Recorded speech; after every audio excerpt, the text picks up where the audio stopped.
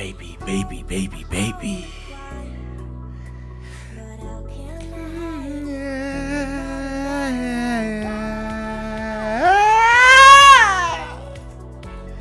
Baby, baby, baby, ladies and gentlemen, we're about to begin. We're about to start.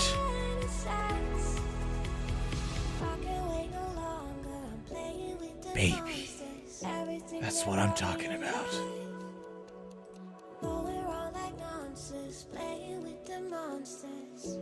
They brought me alive, but got no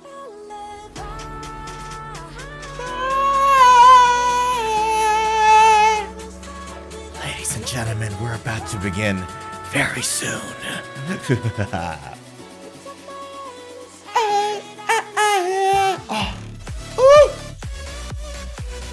Baby, baby.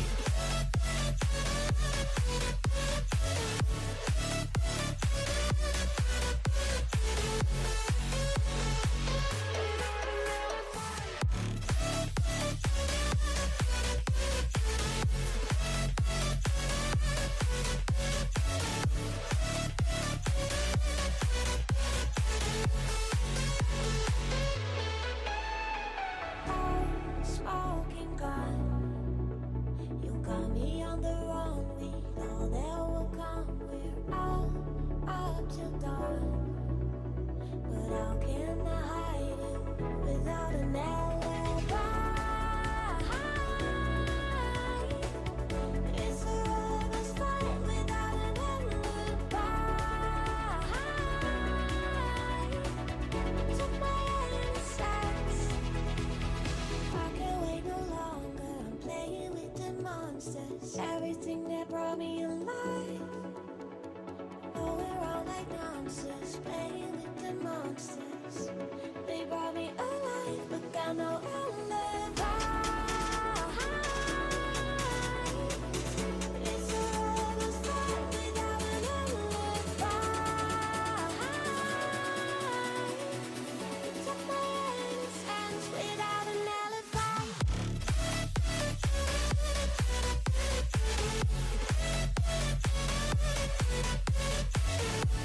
Are you ready to get corrupted?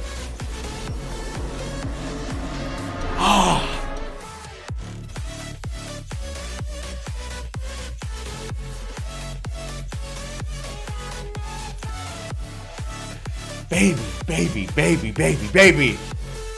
Baby, ladies and gentlemen, ladies and gentlemen, ladies and gentlemen, join me. Join me to the look at me camera.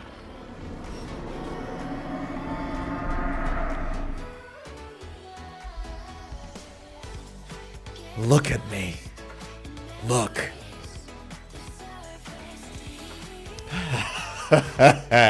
Are you ready to be corrupted by guitar? Are you ready? Ask yourself this. Ask! All you gotta do is to wait for me to reduce the volume of this obnoxious music. And then ask yourself if you're ready to be corrupted, baby.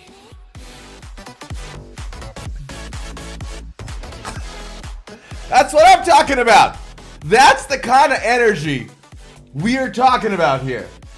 Okay? Get corrupted. Ah, baby, baby, ladies and gentlemen. Oops, what the heck just happened to our music? Our music just crashed.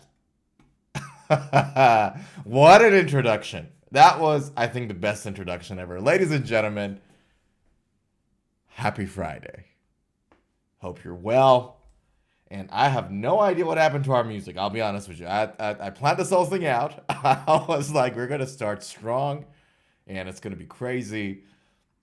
For some reason, it didn't work. I don't know why. But that's okay. Let me just play something a little mellow. Yeah, this one's working. Can you guys hear it? See, that's what you call a wrench in the clockworks. That's what it is. Guys, so great to see you. Hope everyone's well. We got a really good docket for today's guitar angle. Right, I'm gonna tell you.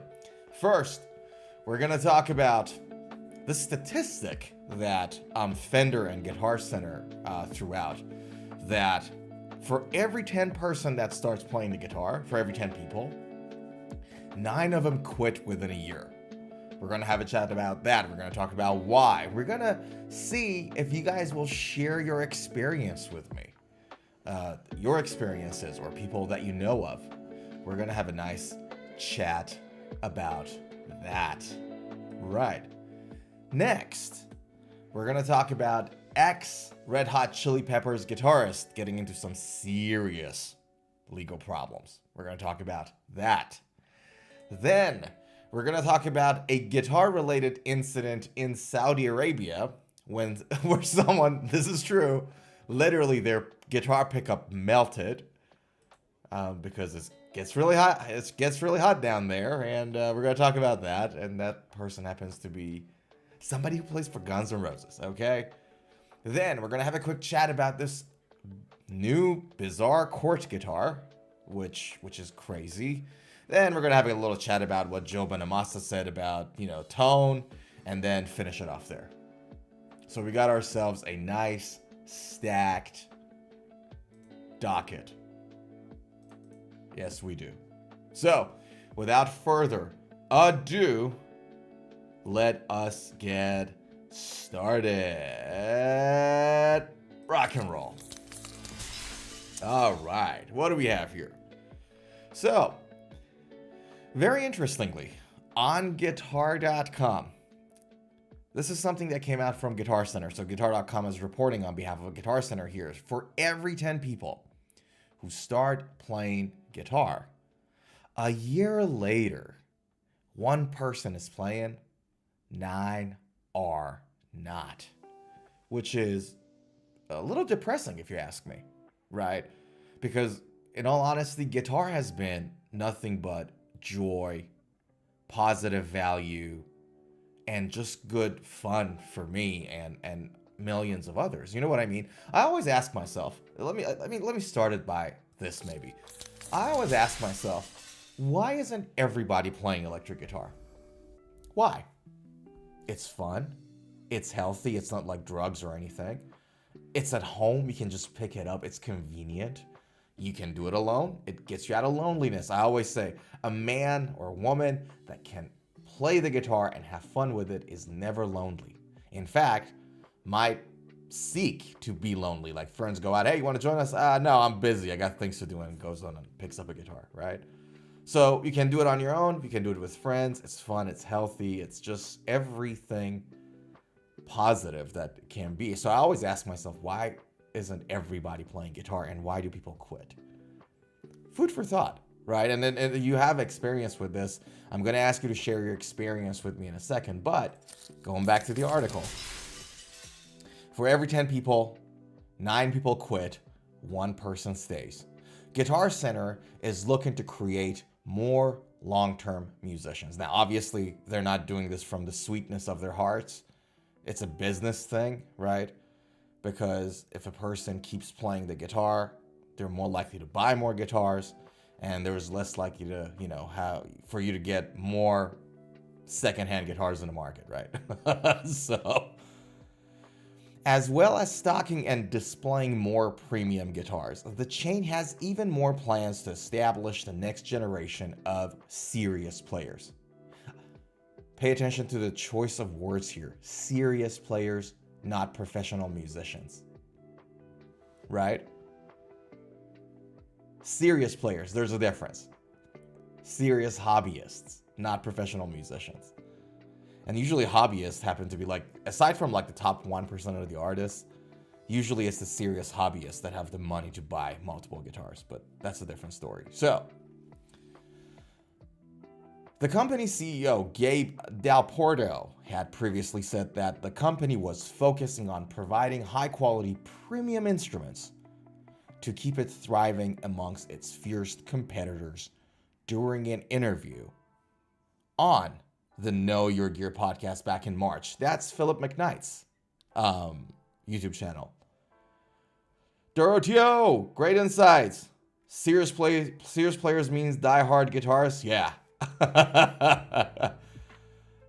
Yeah, choice of words, right? But anyways, the guy, Gabe Del Porto, was on Philip McKnight's podcast, Know Your Gear. By the way, if you guys don't know Philip McKnight, he has this podcast called Know Your Gear, and he is one of the most knowledgeable people online on YouTube that reviews guitars, does interviews with people and all that. He's the real deal. Check him out. Now, Del Porto said that by unlocking all of its guitars, rather than putting premium models out of sight, it hoped to maintain its status as US's biggest music store chain, with time spent in its store having risen by 25% as a result of the decision. Right.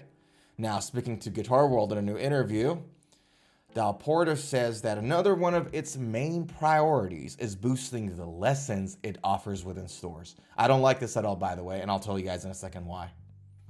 In the hopes to prepare and inspire the next generation of serious musicians. One of the biggest challenges we have as an industry is if someone picks up a guitar for the first time, for every 10 people who start playing guitar, a year later, one person is playing, 9 or not. What can we do to change that? What do we think? Chat, before we move on, what do we think about this? What can we do to keep people playing guitar more? Have a think about it. I'm going to come to you in a second. And that's our lessons effort. It's like, how do we connect with people early in their music career and really get them deeply embedded so that they're going to be in it for the long term? Doroteo, Sweetwater, AMS, and Z's Sound have higher quality guitars and amps compared to Guitar Center. Facts? They could be. I don't know about all. Sweetwater obviously is a massive online retailer. The thing is, you know what it's like, Doroteo? These stores have so many guitars, both Guitar Center and Sweetwater and a whole bunch of other, Reverb even. There's so many high quality guitars out there. It's like there's no dearth, there's no shortage of good quality guitars. Do you know what I mean? So like, if you think about it, they're like any store you go these days, unless it's like a very small, brick and mortar family run, like sort of like a business, but almost any other place you go, lower range, mid range, premium, there's some guitars there. There's no shortage of that. And so as somebody who likes to go in and buys and play and so on and so forth, obviously, right? For me, it's like, yeah, there are sometimes like there's a specific thing that I'm looking for. But like for somebody who wants to learn to play, I don't know whether like they buy their guitars from Guitar Center or Sweetwater. Honestly, sometimes even Amazon. I'm not a fan of that. I don't think you'd be a fan of that. Are you a fan of that? I don't think you'd be a fan of that. It would make a difference. Every time I go to my local Guitar Center, they mostly have cheap guitars, mainly beginners. Really? Okay, that's interesting. Yeah. You know what's happening? And maybe this is like a really nice point you brought up. What I've noticed, and I'm keen to hear your thoughts, is that we're getting less and less mid-range guitars. And it's sort of becoming like, like what they say about like the middle class, like going away, and it's like lower class and higher class, like talking about society, right? Kind of a similar thing is happening in the guitar space. I'm noticing is like mid-level stuff are kind of going away in a way. You get like the more like affordable guitars becoming just a tad more expensive, but like improving in quality, and then you got your premium stuff there. Like, for example, case in point, PRS's new SEC models. My gosh, like they're $500 or something, but the quality is crazy. But yeah, if your local Guitar Center mostly have like cheap guitars that is mainly for beginners, that's like not ideal, right? Especially with a store of that size, like with the money they've got, or the money I think they've got. Yeah. Anyway. So what they're trying to do, Guitar Center, is that they're trying to introduce the lessons so that they keep people, playing guitar for longer. Obviously, for our community, for guitar lovers, that's a good thing. For them, it's a business decision, obviously. Here's why I don't like it. I'm not a fan of it. And I don't know whether that'll actually help them or not. Because, you know, like, there's a reason why everything is becoming a niche. And that is because expertise and doing what you're good at is becoming more and more valuable every day. Do you know what I mean? And so stick to the thing that you're good at. Stick to the thing that you're supposed to be doing. When you think of Guitar Center, we usually think about like buying guitars, not getting guitar lessons. That's like the side, that's like the fries. And even like you go to a lot of Guitar Centers or a lot of stores, man, they still haven't got their customer service down. Like, right? Unless you're buying something online. Like if you go to the store, a lot of these stores don't even have their customer service down right. And I'm like, you're not doing the thing you're supposed to be doing really well. Like even Doroteo just said, like in Doroteo's local guitar store, Guitar Center, they don't have like different ranges. Like I'm like, all right, well then maybe these guys should focus on doing the things that they're supposed to be doing first before they talking about doing lessons. And then what happens when we're talking about lessons? Basically what happens is that they contract a music instructor, a guitar teacher, to come and teach it. And these folks vary greatly in quality. Because the thing is, if you got a guitar teacher and this person is high quality and experienced and know what they're doing, they don't need Guitar Center to find clients. The music instructor that is willing to team up with Guitar Center, more often than not, is the person that doesn't have the experience, customer base, the relations, so on and so forth. So I don't even know how good quality how good of a quality these lessons will have. It's a good idea if you're just a beginner and you're about to teach. So I guess gives them that opportunity. So in that sense, that's a positive thing. But I don't know. Like if I want to get recommend somebody to go and take guitar lessons from people, Guitar Center is not going to be on the top of my list. It's just not. Let's be honest. Yeah. Customer service at Guitar Center is not good, and I live in Houston, Texas. Third largest city in the US. Yeah. I heard like a lot of people are saying that, like saying the exact same stuff about customer service. Yeah. Houston, Texas. Hell yeah. Great city. But yeah, I don't know. I don't know if I like the idea that, I like the idea of Guitar Center doing guitar lessons. It's good. It's good that they identified a problem. Like they say, all right, like one of our problem statements is that people are not lasting, long enough like to buy more guitars, and that makes sense. But yeah. And by the way, this is Phil McKnight that I talked to you guys about. If anyone's interested in these guitar talks and guitar reviews and technical stuff, the guy is a wizard. Yeah. So tell me, chat, anyone around? What is your experience? Tell me.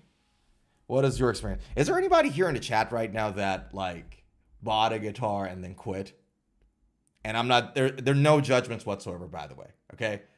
We're in the look at me view. And when we do the look at me view, there's no judgment. You just look. Right? And are there any quitters? Like, are there any people that started the guitar? And I'm not talking about having a break. I'm talking about people who, you bought a guitar, you started it, and then you stopped doing it. And the only reason I'm asking is because I want to see if you can tell me why you did it. So we all can learn from you. And I sincerely mean that.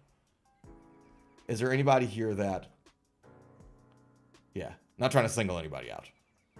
Because here's the thing, right? This, from my experience, this is the reason why a lot of people stop playing the guitar. The first and foremost is sort of this wrong expectation, I think. Like, people underestimate what it takes to become good at playing the guitar, or anything, right? Like, if you're an accountant, if you are, if you go to college, if you do whatever it is that you do. You're a doctor, you're a construction worker, driver, whatever it is. We all had this experience that somebody from outside comes in and try to figure out what we do and makes a comment about what we do, and we think, oh man, you got no idea how hard it is what I do, right? And there's truth to that. There's truth to that, right? I think one of the main reasons people stop playing is because they underestimate what it actually takes to become good at playing the guitar. Like, just like see somebody on YouTube or in a live performance or something, and then they're like, oh, this is so cool, I want to do it. And then you pick up the guitar, and then the first first bar chord comes in, and you sort of give up. You know what I mean? 2.5 years in playing guitar because I always wanted to learn to play an axe since I was real young, and I'm almost 52 years old. Heck yeah. 2.5 years in. That's great. So you started at 50, pretty much. 49, 50. What made you start? What was the thing that motivated you to sort of like start finally? Because you said you wanted to learn it since you were very young. What got you to pull the trigger and actually pick up the guitar? That's interesting.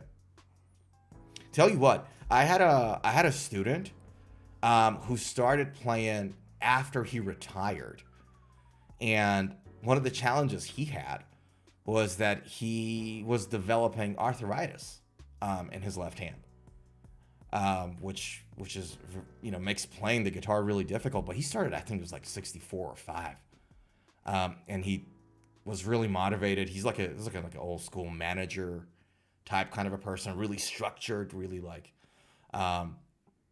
and he had his whole plan and everything out. And the first session I met him, he had all this like paper printed out and diagrams and everything else. And I remember how happy he was when he first learned that basic A minor pentatonics.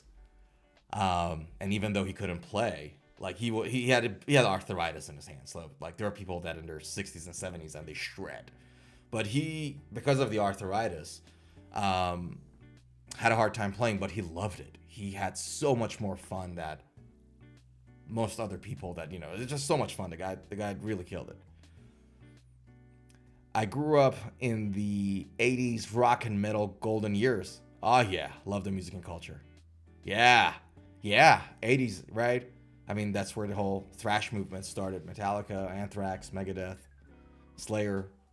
That's where it really started. But yeah, that's one of the main reasons why I think people just underestimate what it takes to pick up the guitar and become good at it.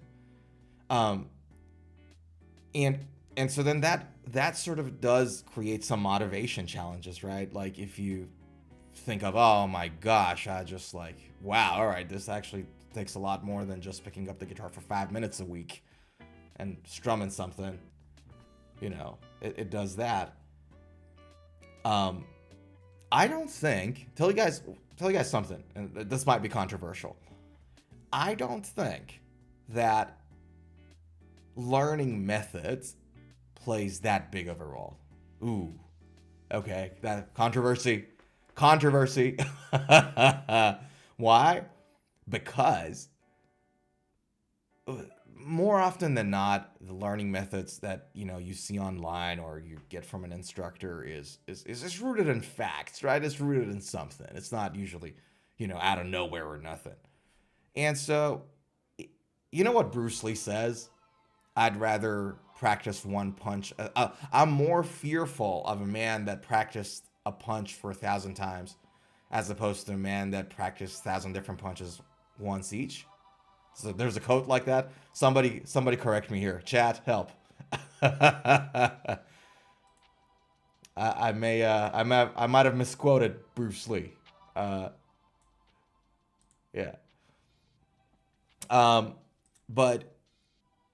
But like, you know, you pick up a plan and you just go with it and you just do it over and over again, you get somewhere.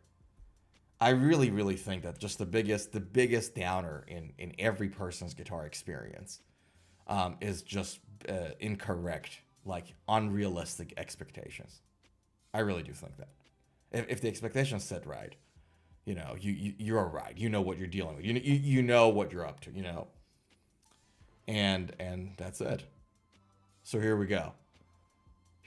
What? We're already getting too deep, man. That was like the first topic of discussion on the docket. We're already like neck deep into this thing. Heck yeah. Shall we talk about the next item on the docket? The docket. Let's go. All right. Here we are. Chili Peppers guitarist avoids jail over fatal crash. All right, so for those who don't know, this guy, Mr. Klinghoffer, he looks a little clingy. Okay, that's why his name is Klinghoffer, because he clings. He tried to cling to Red Hot Chili Pepper, but he couldn't. So, Josh Klinghoffer accepted a no jail plea deal for a vehicular manslaughter charge. Now, this guy, for those who don't know, because usually when you say Red Hot Chili Peppers, people think of John Frusciante, rightly so, because that guy was like the main guitar player like throughout. But when John Frusciante had some substance problems that he was dealing with, he left the band, and Josh replaced him. I think he was the guitarist that played on Rain Dance Maggie album. What was the name of that album? Rain Dance Maggie? I think it was. Hold on. Red Hot Chili Peppers Rain Dance Maggie. I thought that was the name of the album. So Adventures of Rain Dance Maggie was one of the songs. What was the album name?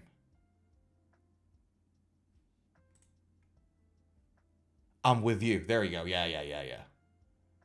So that's one of the two albums, if I'm not mistaken, that Klinghoffer played with Red Hot Chili Peppers. Yeah.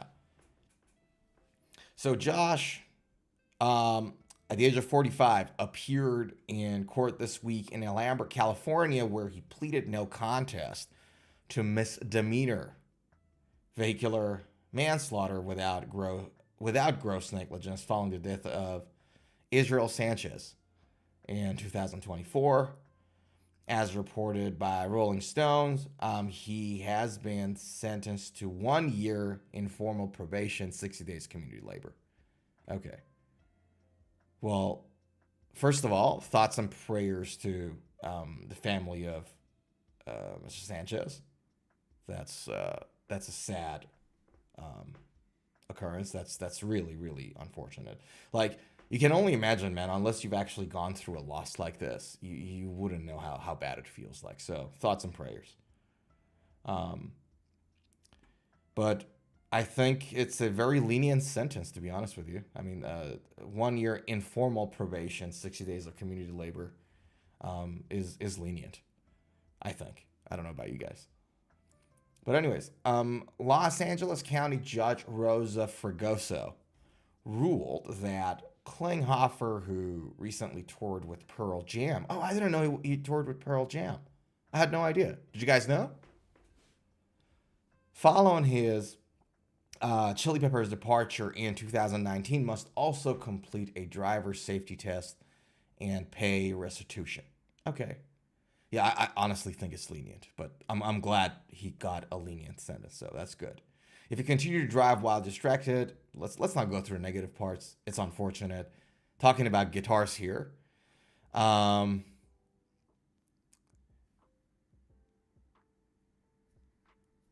had entered his plea confirmed that he understood it. Okay. And it was a tragic accident. Okay, well, first of all, again, thoughts and prayers to the family of Mr. Sanchez. And I'm glad that, let's just hope, I'm glad that also Josh Klinghoffer got a lenient sentence, but what matters really is that, it's a painful experience for the victim. So, yeah, that's the thing.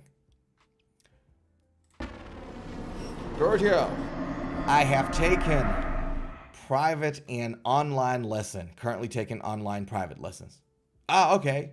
Nice. So tell me, how do you find it? So you're taking private lessons, you're taking online lessons, and you're currently taking an online private lesson. So that means your instructor's online. Okay? Out of the three, which one worked the best for you? Actually, you know what? Out of the two, the online private and the in-person private, which one worked better? That'll be interesting to know. Because one of the discussions that I have with some of my friends once in a while is actually, does it actually worth the money, like to get a guitar tutor online, like live on a Zoom call or a FaceTime call or whatever? Does it actually, can they actually see what you do and give you feedback? I've never taken an online private lesson, so I don't know. Yeah, that'll be interesting. What is your experience? If you'd be kind to share it with us. Yeah. And I've never been to Houston, but I'm pretty sure that like there's a very vibrant um, guitar entertainment scene there. So I don't think there's going to be any shortages of guitar tutors and instructors there in Houston, Texas. Yeah. Yeah. Man. This is the thing, right? Um, and talking about like the article that we just read about Josh Klinghoffer. Um, I don't know, man. Like, I'm like, it's one of those things that I'm like conflicted. I'm so glad that a guitar player is not. It wasn't like he was on drugs or something. You know what I mean? He wasn't like he's doing something ridiculously stupid. Um, as unfortunate as this is, I don't know. I'm just like very sad for the victim's family, but also like a little glad that he got a bit of leniency from the judge, because he plays guitars. He's part of my tribe. Um, he's a guitar player, and I want all guitar players to do well. But yeah, all right. Let's go to something a little bit more fun. And I don't know why that's my own doing, all right? That's my own doing. I don't even know why I did that article. I read it and I was like, all right, let's talk about it. But that was a questionable decision, I admit. Okay, let's talk about it. It was so hot in Saudi Arabia that the wax in my pickup melted. What? How hot my? Okay. Guns N' Roses guitarist proves guitars and desert heat don't match. Well, this is a first. Richard Fortus jokes. First of all, there is wax in guitar pickups. I mean, all right, like there's wax in there and it melted. You can see it here, right? Guitars melt for many reasons. Emotional solos. Oof. We're already starting the wordplay, huh? Face melting riffs. But Richard Fortus just discovered a new one. Actual desert heat. The Guns N' Roses guitarist recently took to Instagram to share a bizarre and slightly horrifying moment from the band's 23 May show in Riyadh, Saudi Arabia. Right. Quick question. Is wax like a conductive material? Like, can you get electrocuted? Like, if you got like wax on the ground and then electricity on one side, like a naked cable, and then you put your finger in the wax, are you gonna get electrocuted one way or the other? Or no? I don't think so. I'd be surprised if wax is actually conductive. Okay. The band performed at Mohammed Abdu Arena, taking the stage just after 10 p.m. Well, after sunset when temperatures had cooled slightly, but earlier in the day, the mercury soared to 45 degrees. That's 113 degrees Fahrenheit. Huh. leaving the band's gear baking in the Guns N' Roses truck. Zohair, Google says wax is an insulator. Ah, okay, thank you. Thanks for that. Good. Like if I ever play electric guitars in Riyadh, Saudi Arabia, and something melts, I'm not gonna concern myself. Tell you guys something before we continue with this. I gotta tell you guys this. So, Guthrie Govan. If you guys don't know him, he's like probably the best guitar improviser, jazz guitar improviser in the world right now. He's insane. If you don't know Guthrie Govan, maybe I should. You know what? I should show you guys a quick Google search for those who don't know Guthrie. This is Guthrie Govan. Guthrie Govan. It's him, and he's a guitar virtuoso. He's the guy that plays with Hans Zimmer. So he played on his guitar, he played the bagpipe sound in the Dune movies. So you hear this bagpipe sound in the Dune movies original soundtracks. That's him doing that on the guitar. He played guitar on the Superman movies soundtracks. The guy is crazy. But anyways, Guthrie Govan came to Melbourne, Australia, where I currently live, a few months ago. Maybe 4 months ago, I think. And my partner and I went to the show. In January, late December, January, in Australia, it's like summer. Really hot summer. Not as hot as Riyadh, Saudi Arabia, but it gets pretty hot. Right? So it's like, because we're in the southern hemispheres, the seasons flip. So when it's winter here, it's summer up in the north, vice versa. Okay. These guys came down, and there was this like venue downstairs underground in Melbourne that we were, they were playing there. And because it was hot, the venue obviously turned on the air conditioning system that they had, but it wasn't like your standard AC units only. So we had like 3 AC units on either side of the hall. But there's this like central cooling system that also ran with this like tubes on the ceiling, whatever not, right? And those tubes, when the weather is hot and a lot of people sweat on the ground and breathe and there's moisture in the air, what happens is that those tubes in the ceiling start to sweat and then water starts to drip down. Guthrie was playing, I tell you, more than 10 times, not gonna lie. Guthrie was playing and water dripped on his head that got him like scared a little, like he was like, right? And then water starts to drip on his guitar. And that's like not the safest thing ever, considering the fact that, you got metal strings and it's connected to electricity and whatever not. So, other than the fact that he was constantly being distracted, like he was just like dropping, and he was getting frustrated. I'll tell you guys what, he was getting frustrated and distracted, but his left hand was still playing. Like the left hand had a brain of his own. So at one point, my partner's like, oh my God, he's really getting angry and frustrated.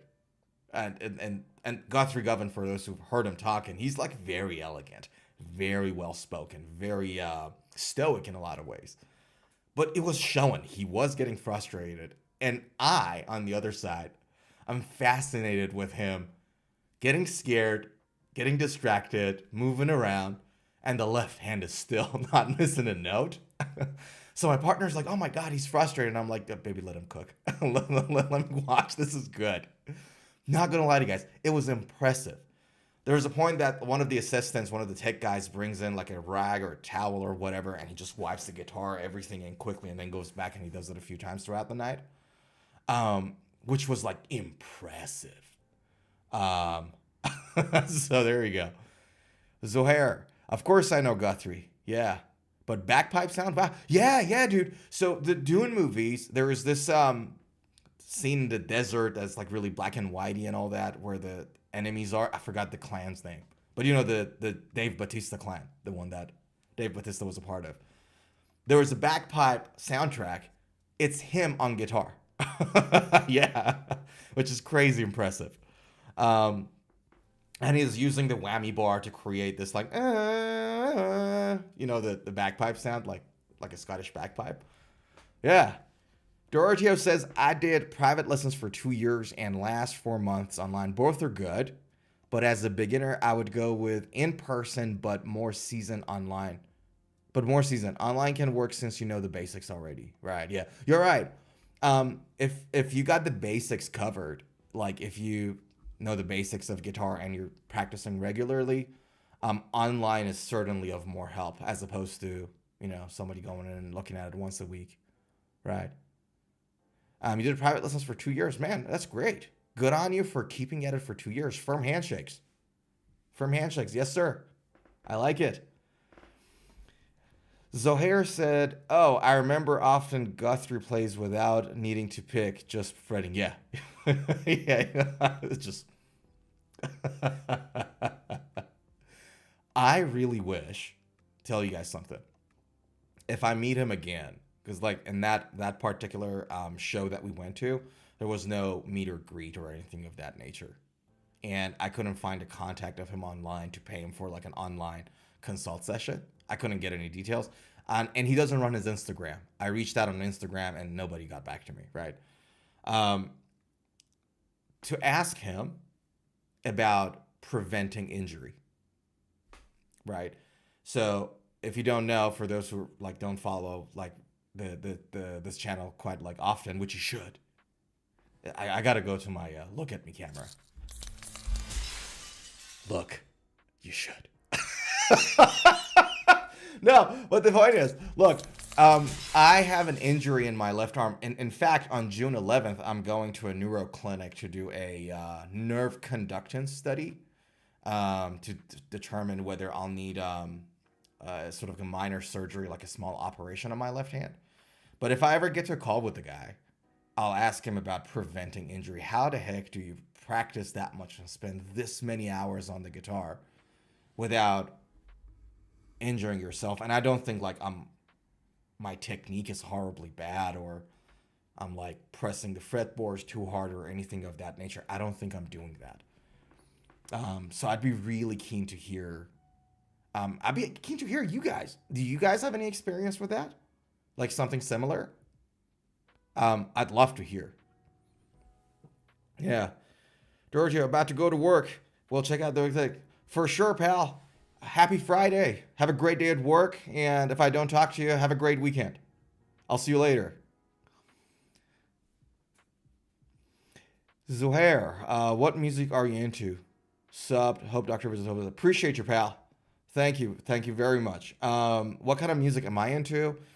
I mostly listen to metal and hard rock music, but my music listening habits there are no habits, they're very moody. So I have a jazz playlist, like a French jazz playlist on my Spotify. I do mostly, again, like I said, it's metal and hard rock, but I do listen to jazz once in a while. And I like experimental stuff once in a while, just to challenge that pattern of music listening, if that makes sense. How about you? What kind of music do you listen to? Yeah, let me know. That it's interesting to see like the people that come in and join guitar related streams. It's interesting to see what people are into. Nice. Jazz is something I could get into. I'm mostly into hard rock and heavy metal and blues. Heck yes. Blues is nice too. Nice. Okay, well, there we go. We kind of listen to the same stuff. So, like, what kind of artists do you listen to? Like, so, for example, your heavy metal stuff, who's your favorite artist? In recent times, I only got into country, hip-hop, pop-up. Yeah, that's so good, man. That's so good. Good music. Like, when somebody asks, like, maybe you and I should do it this way. Like, if somebody asks what kind of music you're into, we should say good music. Like, whatever I think is good. And I think that'll be a really good answer, because it's all about having a good time, right? Like, I like to listen to hip hop and trap once in a while too. Judas Priest, I can't believe I mispronounced it. Judas Priest, Metallica, Iron Maiden, Alter Bridge, Crocus. Yeah, good music. Too many names now. No, too many names. There's so many good bands out there, hey. So many good bands out there. True story. Metallica was the reason I picked up the electric guitar. James Hetfield and Kirk Hammett were the reason I picked up the electric guitar. So, yeah. Yeah. So many good bands and so many great artists out there. And the thing is, like, these days, like, the more modern heavy metal bands and artists might not have the same spark as Metallica, Judas, Iron, Slayer, Megadeth, and all that. But there's still there's still a lot of good music out there to listen to. Same. Did you hear their version of Whiskey in the Jar? Whose version of Whiskey in the Jar? Because Whiskey in the Jar is Metallica's, but whose version? I'm suspecting that somebody else did a version of Whiskey in the Jar. Yeah. I've listened to Metallica's Whiskey in the Jar, of course. Thin Lizzy cover. Yes. I've heard that. A lot of people covered that song. Yeah. Yeah. I heard that. Pretty good. Yeah, pretty good thrash. I learned the Escape, Right the Lighting solo recently. Escape is cool, but not so well known song from that album. Yeah. Right the Lighting is great. I love that starting riff. Yeah.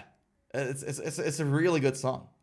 Yeah, it's a really good song. One of the first songs I heard from Metallica, I think. It was like the first song I ever heard was For Whom the Bell Tolls. I think maybe Right the Lighting was the third song I ever heard of Metallica's. But yeah. I like your taste. That's a good 80s, 90s metal music taste. I like it. All right. Let's talk about guitars, because so far we've been talking about music, we talked about artists. Let's talk about guitars, and this particular guitar caught my eye for a very specific reason, and let me tell you why. So, is everyone familiar with Cort guitars? Now, why do I ask this? For those who don't know, Cort guitars, so Cort has this massive manufacturing plant, this massive infrastructure in Indonesia, in the city of Surabaya, right? Universal. And just like Zuhair says, they're generally known to make really good guitars. Yes, and they are, dare I say, very good guitars for a very affordable price. So the plant that Cort has, all the infrastructure that they've got, believe it or not, it actually is mostly used to make guitars for other brands. Brands such as Schecter. Previously, PRS SE models were being made there. Some Indonesian made Ibanez's, right? Some Indonesian made LTDs when they're not made in Korea. A lot of other guitar brands used to or are currently making their guitars using Cort's factory and infrastructure. Okay. In this year's Melbourne Guitar Show. Sorry guys, give me 1 second. Excuse me. By the way, if you don't know what this is, green tea. Because I like it. My apologies for that. This year's Melbourne Guitar Show, I went to the Cort booth and I was having a chat with the distributor, right? And obviously he's trying to sell the guitar, so he has nothing but good to say about them. But there was one very important thing he said, which I found really interesting. That was, look, Cort is the company that is getting the schematics, the build, secrets, details of all of these other brands. They're making it for them. So for them to know how to make him, they have to know all about it. They're under NDAs of 10 different sorts, and they can't share those secrets with other people. Fine. But the knowledge is there. The staff, the CNC machines, the luthiers, The knowledge is there. It allows them to bring the best of each guitar brand and put it together in a guitar. And then when I was having a chat with the guy, he gave me a 7-string guitar. It wasn't this model, and we're going to talk about this model in a second. He gave me that 7-string guitar that I was looking at. It was, I think, about 750, 800 Australian dollars. It's like a show price tag, so it's a little cheaper than Sweetwater. Let me see if I can find it for you guys. Hold on. Sweetwater. It was like a green, acetic green Cort 7-string Cort with Fishman Fluence pickup, by the way. But I don't remember the model name. Huh? Cort electric guitar. Really? Oh, okay. While we're not a deal of Jesus Christ. Okay. Cort 7-string guitar. Multi-scale. If I can find it, I'll tell you guys. I think it's this one. Hold on. Nope. It's like a green guitar. Let me look at the image. Guitar Center used to have it. It's this one. Found it. It's this one, I think. Yep. Pretty sure it's this one. It's this. So it's about 1,200 Australian dollars. That's about like 900 US dollars. Right? This guitar is a multi-scale 7-string guitar with Fishman Fluence pickups in it. And he gave it to me. He handed it over to me. And he's like, look, if you don't believe me, try it out. See what you think. And it was a fantastic guitar. It was so good. I couldn't believe it. For like 900 US dollars. It's so good. So this is the specs. Where's the specs? So it's a push and pull volume knob for voicings. You got Fishman Fluences, so there's no coil split on this one. It's changes in voicings. 25.5-inch scale to 27 standard. That's pretty legit. Poplar burl top mahogany body, 5-piece maple neck, and purple heart. The neck felt fantastic. Macassar ebony fretboard. No, you're right. Zuhair says 900 isn't cheap. You're absolutely right. It's not the most affordable guitar ever. Consider the fact that it's a 7-string and it has Fishman Fluence in it.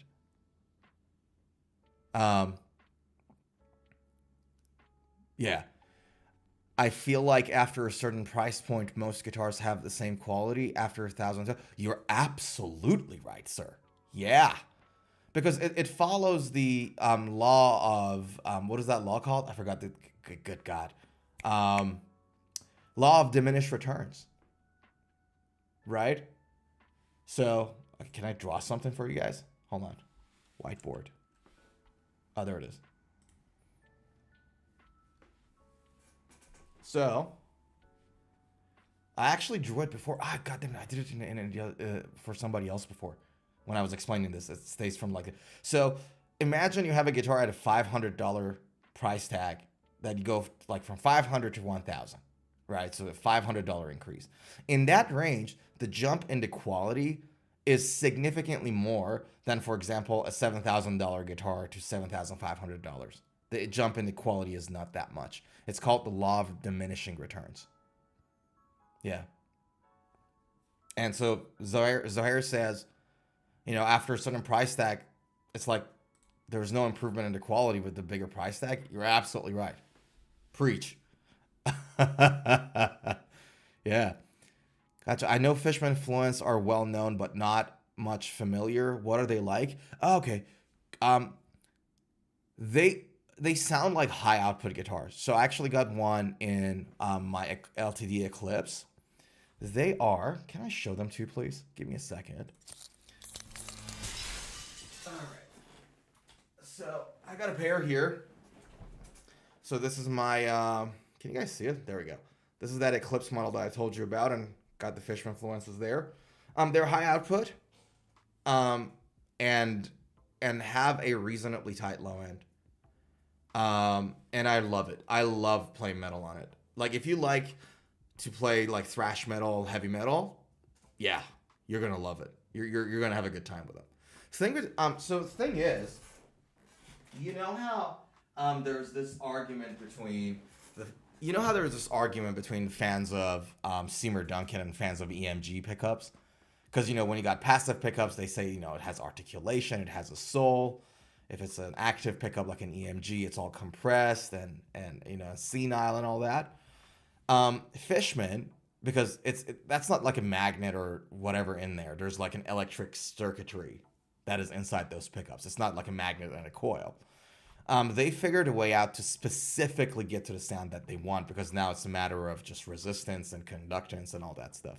It's like a lab. If you look at YouTube videos of their pickup making plants, it's like a freaking lab in there.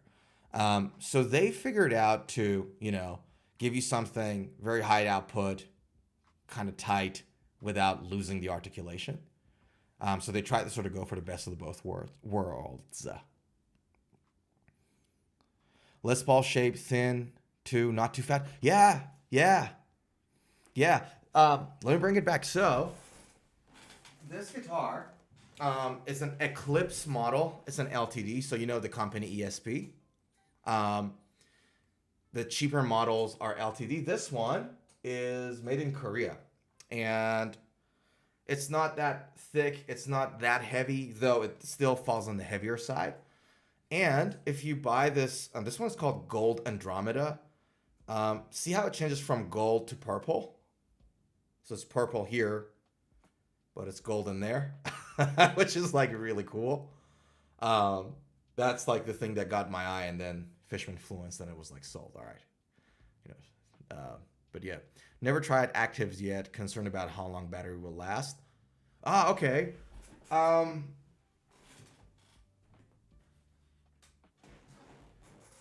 Battery should last you about 200 hours of playing. If you play every day, it should last you a while. The biggest drainer of battery in active pickups is, for example, some people, when they stop playing the guitar, they just keep the guitar plugged in, like the cable is still plugged in. That drains that battery out. So just take the cable out. You should be able to play 200 hours with each battery, 9 volts. Yeah. But you'll like them. For example, if you like the sound of Metallica, talking about Metallica, they all on EMGs, right? EMG 8185s, 8160s, sorry, my apologies. So yeah, active EMG pickups, you'll get a very familiar sound. Yeah. Now, I got a little stray. I started weaving and all that. Let me go back to the guitar that I was telling guys about. $900 isn't cheap. But for these specs and that quality, I thought it was a very fair price. And the type of wood too. I mean, look how good this guitar looks like. And I understand that look isn't sound, right? I get it. Right? So you got that. You got a 3-way pickup switch, if I'm not mistaken. You got locking tuners with it. And you got nickel fretboards. So you got like really good specs with this. I think like $900 isn't cheap, but it's a fair price for a 7-string guitar like that. And I was really impressed. So the reason I brought this guitar up, this was my experience with Cort guitars. Basically because they get to build it for all of these other premium, like known brands like Ibanez and ESP and PRS formerly and all that. They get all the secrets, all the ability to build it, the knowledge, right? So now what they can do is that they can actually produce high quality guitars at a lower price because they're producing it for themselves. Because if, for example, you buy a guitar that is made in Indonesia from another brand, they have to pay the manufacturer too, right? So the price tag goes a little up. They make those guitars themselves. So actually there are some savings there, right? But anyways, Cort Guitars announces a new multi-scale 7-string guitar. That's the KX507. Hate the name. Make it something I can remember. What's with these names? Ibanez has RG12345 alien code. Just make it something like I can remember, like Custom 24, like MK1, like Eclipse, something, I can remember. I mean, KX507MS Pale Moon. The addition to the beloved series shows Cort's effort to continue elevating their position in the marketplace. The guitar is now available online and in local retail stores. The double cut mahogany body, topped with a pale moon ebony to help support the strong mid-range and low response needed for multi-scale. 7-string, 5-piece maple neck, purple heart, bolt-on neck, Macassar ebony fingerboard, we saw that, with a neutral fret at the 8th position for improved playability. Right, okay. So what this means, guys, is that because you got the mixed scale, so all the fretboards are angled. You got a neutral fret in the 8th position. 24 jumbo stainless steel frets, maximum range. Standard nut. Yeah. And the price tag for this, folks, is $950 US.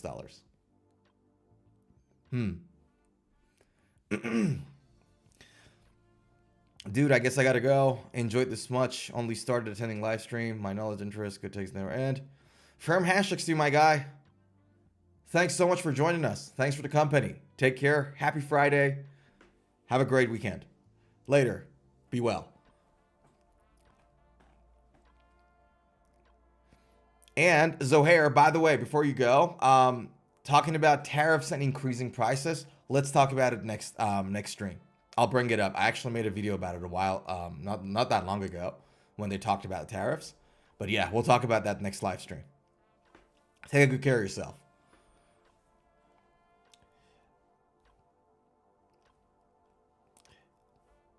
Yeah, later, brother. So yeah, so you got this guitar, the KX507MS at $950. And again, Fishman Fluence, you can see that. The specs shouldn't be that different to the other one that I just showed you guys. Yeah. One thing I don't like about this is the position of the pickup switch, the pickup selector. See this? This is gonna, like, if you strum, this pickup switch selector is gonna come in and sort of mess things up a little bit. Let me share my screen. I'll bring that Les Paul shaped guitar again.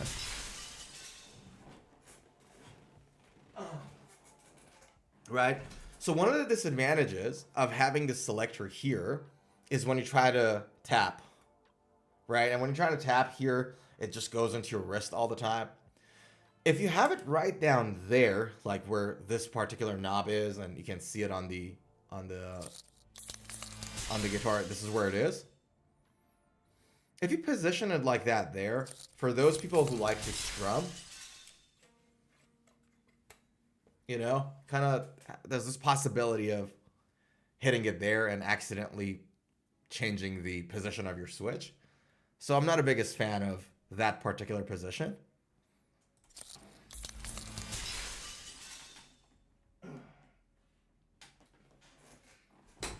But my gosh, what a good looking guitar.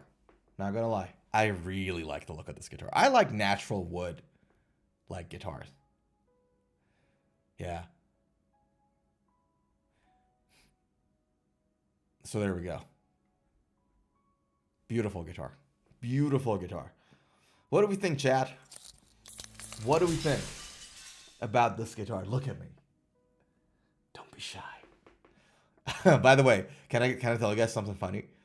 I noticed that I've got the YouTube stream on, but I forgot to turn on the Twitch stream on. So I thought throughout this whole time, I'm like, why is Twitch so dead? That's because I did a multi-stream on it. I just went on YouTube, which is great. I am mainly on YouTube, but we do Twitch too, but I forgot to turn it on. So I'm glad you guys are here and not on Twitch. Because I forgot to turn on Twitch. That's why. All right. Shall we go to our next item on the docket? Let me have a quick sip of this thing. And then let's check out the activity in the champ camp, in the guitar camp here. Where are we? Where are we, champ camp? Hello. I might as well just close Twitch because I forgot to turn on the freaking thing.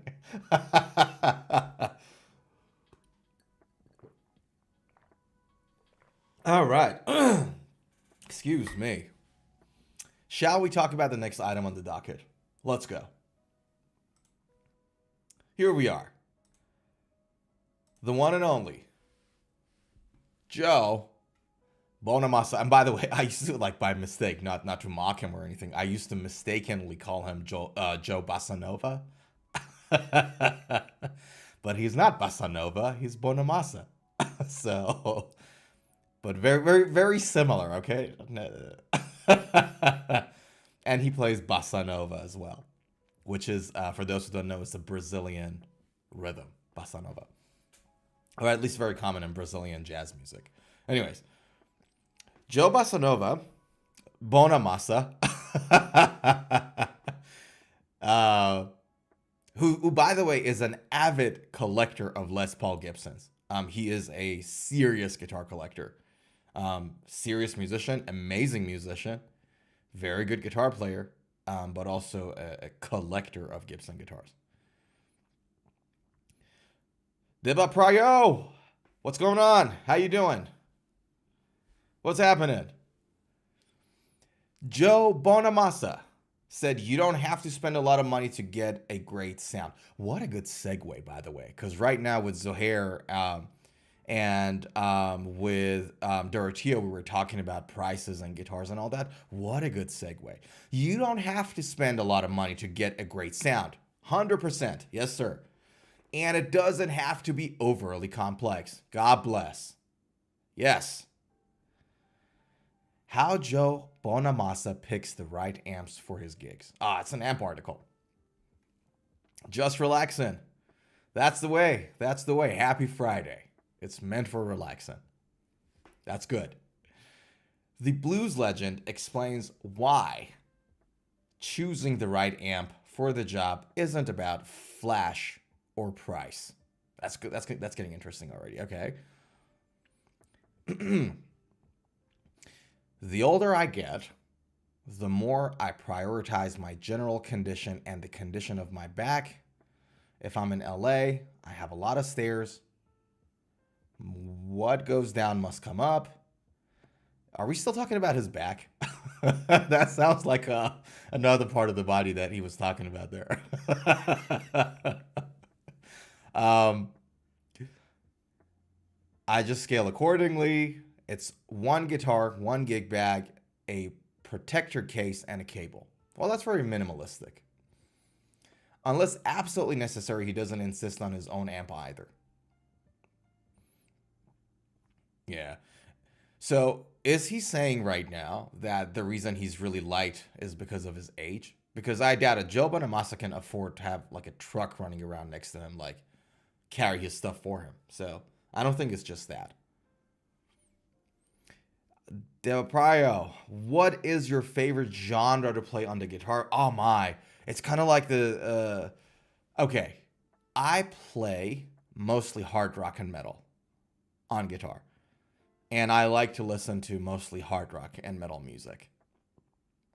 It's something that it's been like that since I was a kid, since I was really, really young. So yeah, hard rock and different genres of metal is what I mostly play.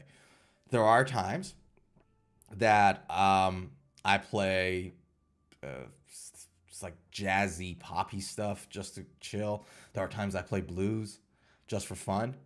But it's mostly hard rock and metal. Yeah, same. Love me some rock and metal. Hell yeah. What? Any specific music? Like, what kind of bands do you play the music of? Like, what specific type? Give me a name of a band and a song. Like, what's your cup of tea there? What do you mostly play?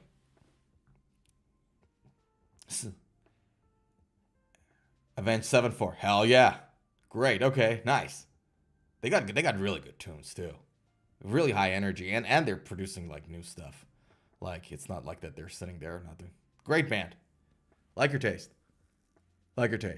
I've been tell you about mine. I've been I've been practicing two songs before I had my left arm injury, which I had to stop for the past few days. I've been doing my goodness, what's that song's name? I can't believe I'm practicing it and I don't know the name. That's embarrassing. Desecrated, blood is jaded. Okay, the song's name's Jaded, and the song what's the name of the band? Guys, help me out. Um, Courtney LaPlante is the name of the singer with her husband. They're in that Canadian band, metal band. Played Jaded. What's the name of that band again? Desecrated, blood is jaded. Help. I can't believe I forgot the band's name, and I love them. They did a song with it could all be yours. Circle with me. That's another song. Does anybody know? Let me. I gotta search this. I'm dying. Hold on. This is not good. That's one of my favorite bands too. Like recently, Jaded. Courtney LaPlante. What's the name of the band? Spirit Box. How could I forget it? So I've been practicing the song Jaded from Spirit Box. It's on a 7-string guitar. That's what I've been practicing lately. That, and the second one I was practicing was Extreme's song Rise. Nuno Betancourt's solo. Extreme Rise. Nuno. This song. And it's a very difficult solo, by the way. It's not an easy solo to play, especially to play it clean. But yeah. Avenged Sevenfold is fantastic. They've got the song Avenged Sevenfold. Why do we have Mike Portnoy's? That's like the Dream Theater's drum guy. Did Mark Portnoy played in Sevenfold? I didn't know that. Yeah. Yeah, great song. So Far Away is a great song. Little Piece of Heaven, I like it a lot. But they got like a lot of like nice modern songs out there that they evolved really well.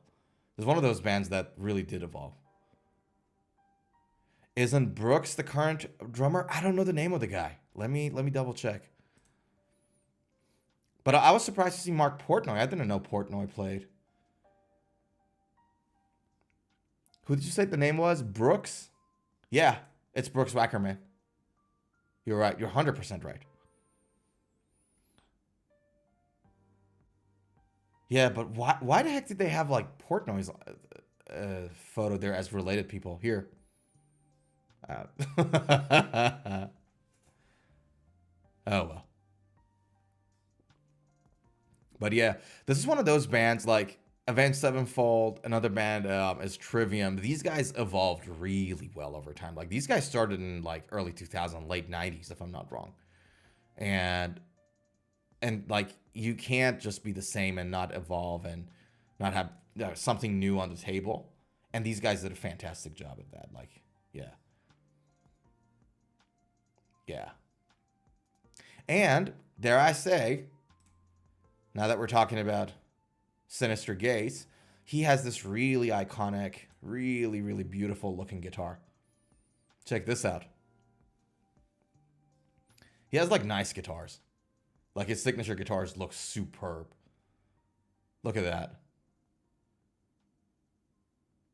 Really good looking guitar. It wasn't that like didn't the guy get a new headless Schecter? I thought he had this like Schecter headless guitar. I'm pretty sure he did. There we go. Yeah, that's his guitar. Check this out.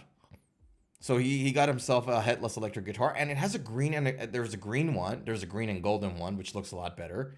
And then there's like a gold only one. So that's the green one. Here, this is the green one, which looks fantastic, by the way. Let me move myself so you guys can see it.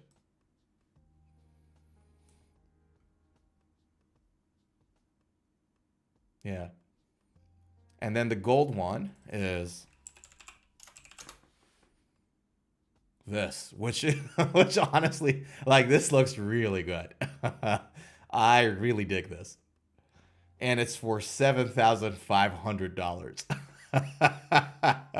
I like it. I don't think I can afford it right now.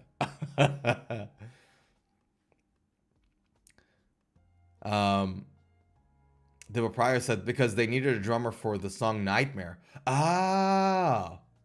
Okay, so they brought Portnoy in for the Nightmare. Interesting.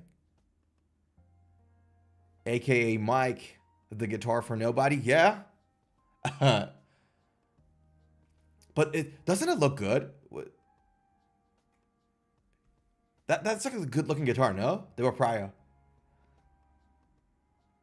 Do you dig this? Like, is this something that you'd be interested in buying? Like, so let's just say someone's like, all right, we're gonna, yeah, amazing, right? It's a really good, it's a crazy looking guitar.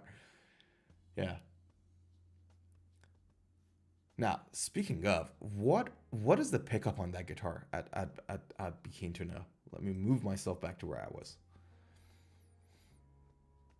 So, you got these. What is the pickup on this? Electronics. Schecter USA. Okay, so these are Schecter pickups. These are Schecter pickups. Okay, that makes sense. Because I'm like, yeah. These are Schecter. Fantastic. And Schecter guitars got really good pickups too. I had a Demon 6 Schecter, which was like the lower end guitar. And it had its active Schecter pickups in there, and they were really good too. So, love this. Yeah. How good is that? Imagine having a signature guitar, like your own freaking guitar that looks like this. Yeah. Anyways, going back to, how did we end up talking about Avenged Sevenfold? We were talking about Joe Bonham. We were talking about blues. We ended up talking about like a metal band from early 2000. Yeah, I don't know. But going back to what we're talking about, Joe Bonamassa, he was talking about minimalist gear. There we go. I remember now. He was talking about, not packing the whole amp and pedal thingy. Just go light. It's only one guitar, a gig bag, protector case, and a cable. Unless absolutely necessary, he doesn't insist on his own amp either. Yeah. We did really go to a completely different channel. So, if I'm just sitting in, I just prefer to play through whatever's there, says the guitarist. The only thing that will make me bring my own amp is if they go, yeah, we've got a Princeton reverb and it's a live band. Well, you can't really move the needle there, you know. So really, unless necessary, he'd rather be very minimalistic when it comes to the gear that he takes with him around. Right? How much power is enough? It really depends on the drummer. Yes. If anybody ever played guitar in the same room with a drummer, like, has anyone been a part of a band before? Like, even if you're like hanging out with friends and chilling and jamming, right? The drummer is always the person that is the loudest. And you're like, yeah, keep it quieter and all that. They're not going to go like this. They're still. So you're going to have to adjust. Acoustic drums. Electric drums, I've never been in a room with, like, jamming with somebody with electric drums. So I don't know. Probably there's a way to control it, I guess. Acoustic drums, like actual drums. Yeah, no. And like, you're trying to tune your guitar and they just go ching, ching, ching, and you're like,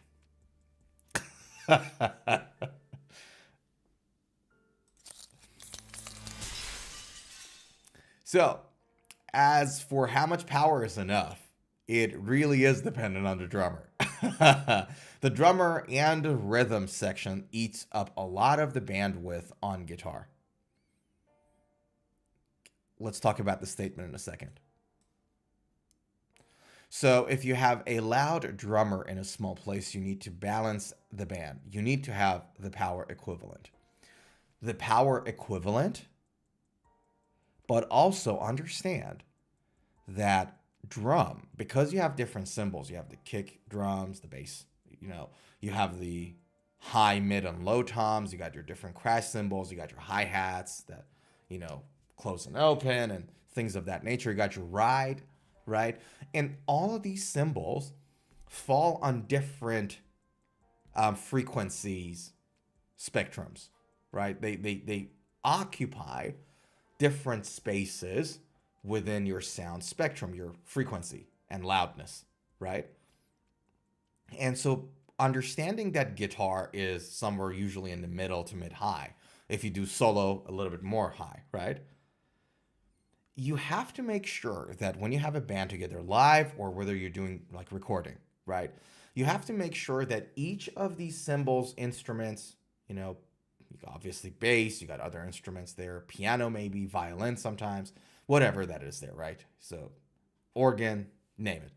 You have to make sure that all of these instruments got their own spot at any given point of time in a song so that they can be heard, right? So that it doesn't become a muff. It doesn't become a mush, like a ball of mashed potatoes. The mix is clean and clear. And so when you're in a room, loudness is one consideration, but also the mix is another. And that's a very important thing to keep in mind, because drums goes all over the place because of different cymbals, and depending on the gear of your drummer, it can vary a lot, right? Fun fact, by the way, for those who don't know, piano, violin, and guitar occupy very similar spaces in terms of like your frequency versus loudness. So when you do a mix with these instruments, like, it's not like impossible, but you have to be very careful on how you mix these instruments together. Obviously you can, bring instruments in and out. That's one technique you can use. You can pan, so, one sound from one ear, one sound from the other ear, left and right. So there's things you can do to play around with these things, but when you're mixing these instruments, you got to keep in mind EQing, obviously. EQing is a big one. But you just have to make sure that all these instruments can be heard and you do them justice. And so when you're in a room with a drummer, it's not just the loudness, is what I'm trying to say. Note similarities and the quality of sound. Yeah. 100%. Similar quality of sound, 100%. And you get like different instruments of same family in the same room, and you gotta figure that out. Which, the similarities in the sound quality does make a difference. So now I'm trying to, like, where was I? I lost it. You need to have you. There we go. I know where I am now. Among his go-to amps are modified Riplow and Fuchs. What is this?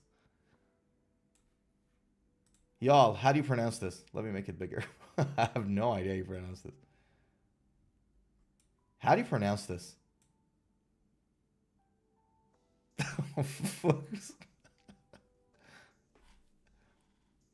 I've never heard of this name before. What is this? Is it? Sorry, and I don't mean to be rude, but is this pronounced as fucks?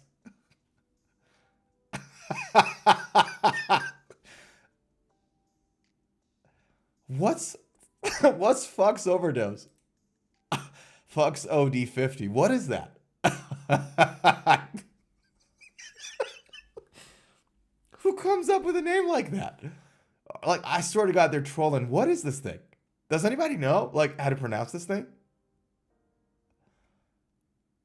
Fucks OD50.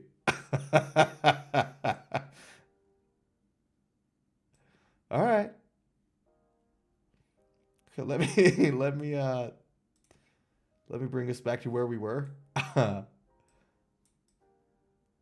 Sorry, I really wanted to zoom in so everybody can see what I'm talking about. What is that thing? Here we go. Make it a little bigger. Here we are.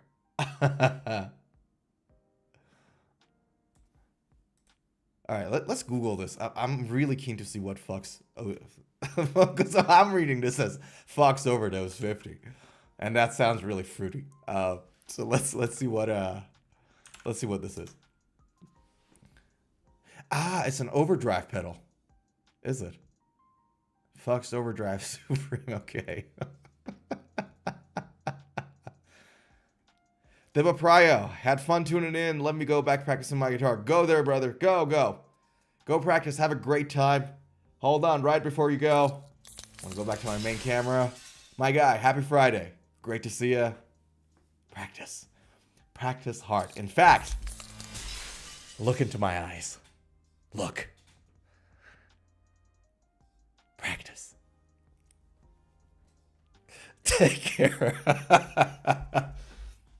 Happy Friday, my guy. Have a great time. All right. As we were talking about Fox OD50, and that's ODS. Okay, so now hold on. ODS. There's a spelling issue here. Hold on. Fox OD50. We're talking about amps, so that's not a distortion pedal. We're talking about an amp here. It's this. This is what we're talking about. What kind of image is that? Who would put something like this online? Hold on. It's this. That's Fox. There we go. Learn something new. Fox Audio Technology. I swear to God, I still don't know how to pronounce this thing.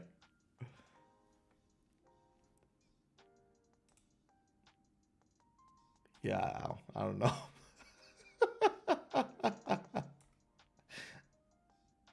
Anyways, hold on. Let me just make the volume. Guys, is the music volume good? Give me some feedback here, chat. Is the volume of the music in the background too loud, too little? How do you want me to do with this? Hold on. I'm just gonna go a little more forward there. So, is this too loud or is this good? Or is this like too low? You guys let me know and I'll adjust that for you guys, whatever works best. Yeah, okay.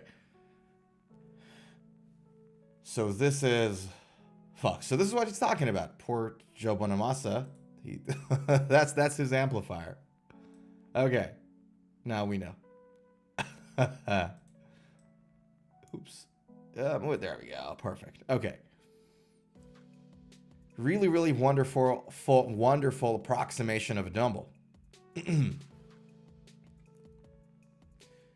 don't have to spend a lot of money to get a great sound. And it doesn't have to be overly complex, he adds. My rig is large. It's not complex. It's just bigger stages require more headroom. This room, a Tweed Champ, would sound super loud. All we have to go is 100 feet above, 100 feet from here, and you'll barely hear it. He has a point. So really what he's talking about here is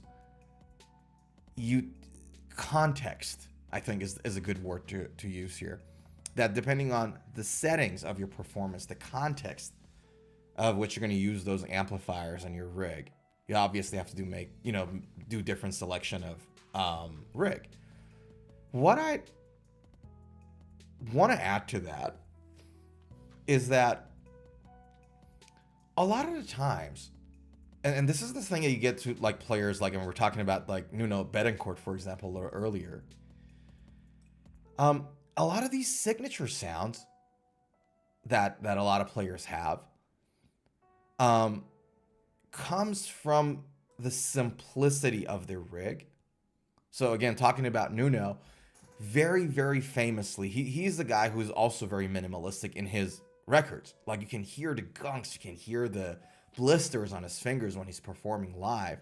He got basically a rat pedal and some like little like effects, like a basic effect pedal, and then an amp, and that's it. And his guitar, Nuno N4 Washburn model, which I've got a couple of them at home, are very honest instruments too. They're very Telecaster-ish in that sense that it really just gives out what you put into it.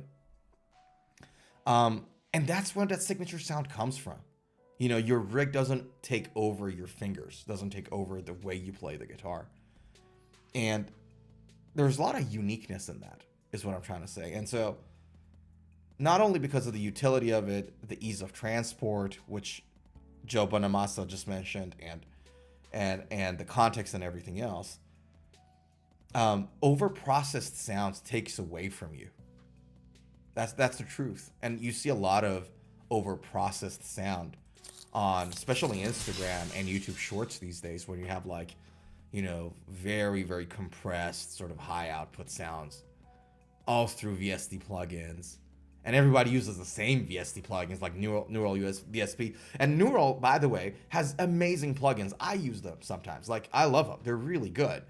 But there's like 3 or 4 main plugin factories, like software developers, whatever you want to call it. And everybody now sounds the same too. Too processed, and it just takes away from your fingers. And yeah, which is fine. And, if you don't care about it, that's okay. Ultimately, the goal is for you to have fun and do what you love. But for me, I like to hear me a lot too,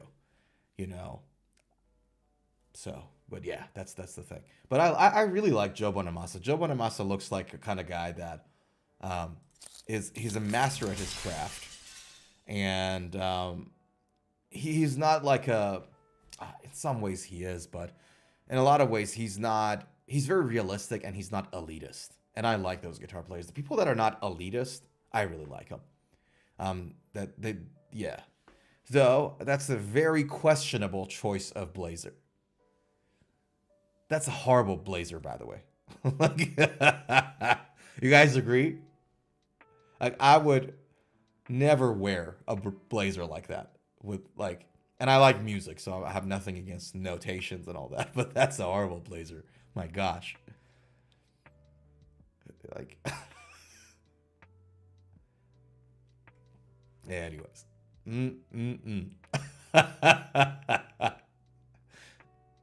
What can I say? Thing is, and I kind of like, when you get to a certain point that you have FU money and you can do whatever you like, you get to do whatever you like. So I respect him for that. It's just, I don't know. A simple t-shirt could have done it. Anyways, man, can I say something?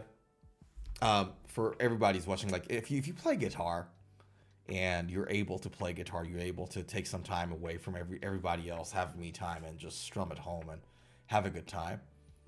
We're really lucky. We really are. I swear to God.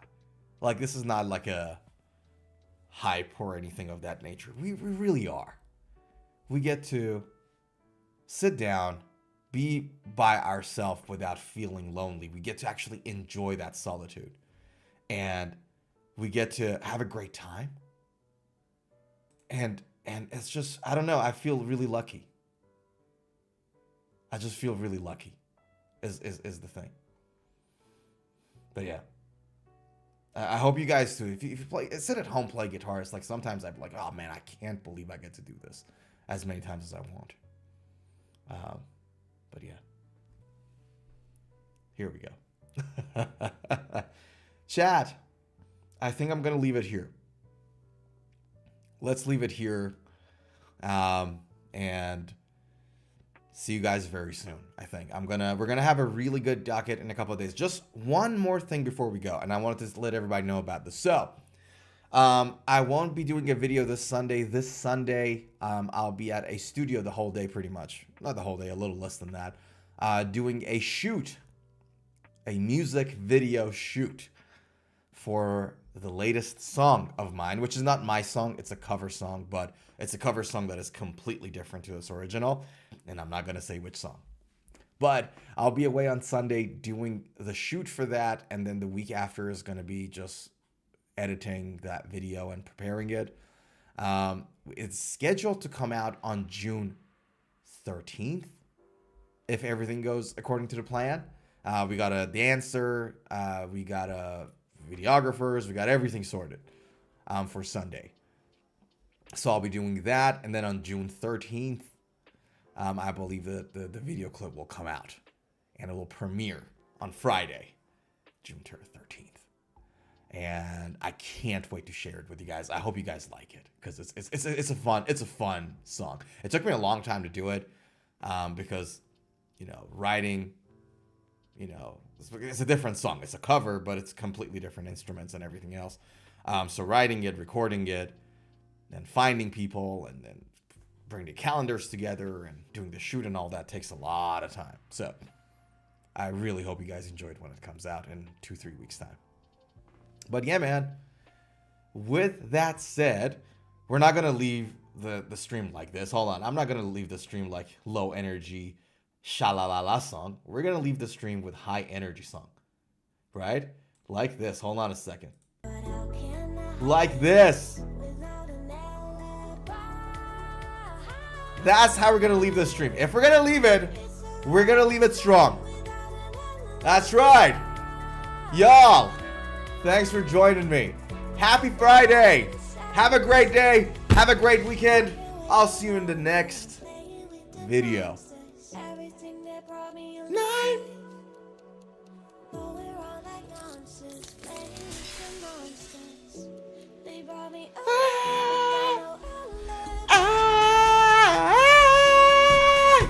Happy Friday, baby. Weekend. Parties. Chill time. Guitar. Take care. Mwah. Love y'all. I'll see you in the next stream. I'll see you in the next video.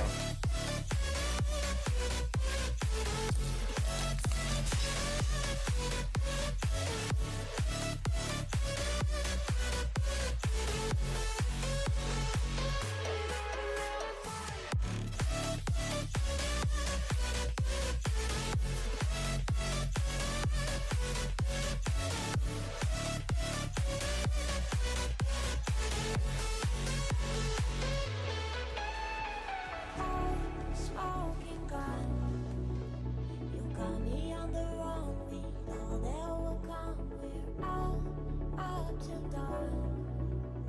But how can I hide it without an alibi?